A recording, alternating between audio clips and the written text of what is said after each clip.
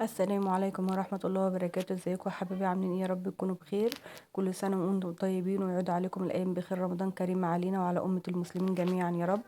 هنا طبعا معانا هنعمل نص كيلو كنافة، هنعمله بالطريقة العادية بتاعتنا. اول حاجة هنبدأ بيها كده السيرب بتاعنا او الشربات زي ما بتقولوا. هنا معايا كوبايتين سكر يا جماعة، عشان ايه؟ ده سكر التموين، عشان محدش يقول السكر اسمر ليه.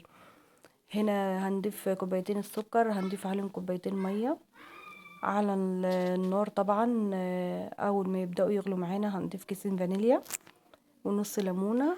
السيرب ما بياخدش معانا اكتر من 10 دقايق على النار ويكون استوى معانا زي ما انتم شايفين كده.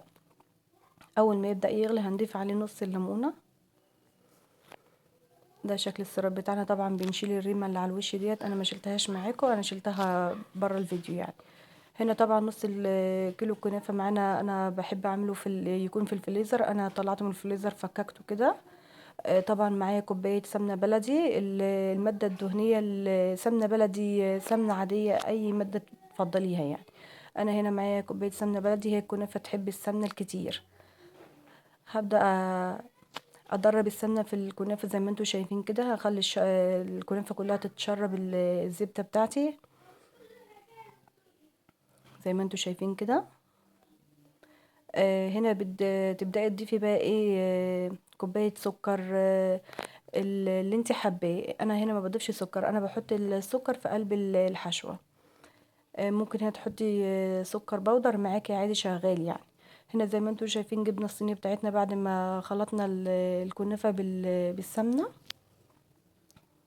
هنبدأ نحط اول طبق زي ما انتوا شايفين كده، ومعانا بقى المكسرات بتاعتنا: زبيب، جوز الهند، فول سوداني، آه، اللوز، فستق، المكسرات اللي تحبيها. انا هنا ما كانش معايا غير جوز الهند والزبيب، وضفت معلقتين سكر. هو ده المكونات اللي معايا، وطلعت ما شاء الله بألف هنا اللي اكل منها زي ما انتوا شايفين كده. بس هنحاول نظبط الصينيه بتاعتنا ونسوي الطبقه كويس.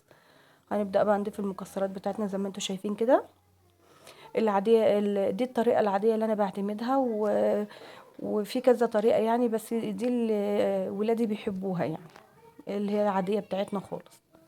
زي ما انتوا شايفين كده كل المكونات قدامكم اهيت. هنبدأ بقى نضيف الطبقة التانية من الكنافة. هنبدأ بقى ايه؟ نفردها كده واحدة واحدة زي ما انتوا شايفين كده.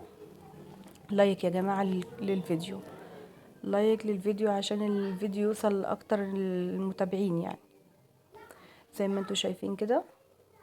يعني طريقتها سهلة وبسيطة جدا. انا عملتها وانا قاعدة على الارض، ما اقدرش اقف على البوتاجاز كتير يعني. زي ما انتوا شايفين كده هي طلعت معايا. هو السيرب تقيل شويه، بس ما شاء الله طلعت جميله جميله جميله يعني. مش اللي هي تقيله لا ماسكه، لا هي ما شاء الله طلعت جميله وحلوه قوي. هنا اول ما ببدا انزل السيرب كده، هو لازم بيبقى بارد والكنافه سخنه او العكس. زي ما انتوا شايفين كده شكل الكنافه بتاعتنا جميله جدا. نبدا نغطيها بقى عشان ايه؟ تبقى طريه معانا ويبقى شكلها حلو وطعمها جميل كده. زي ما انتوا شايفين كده ده شكلها.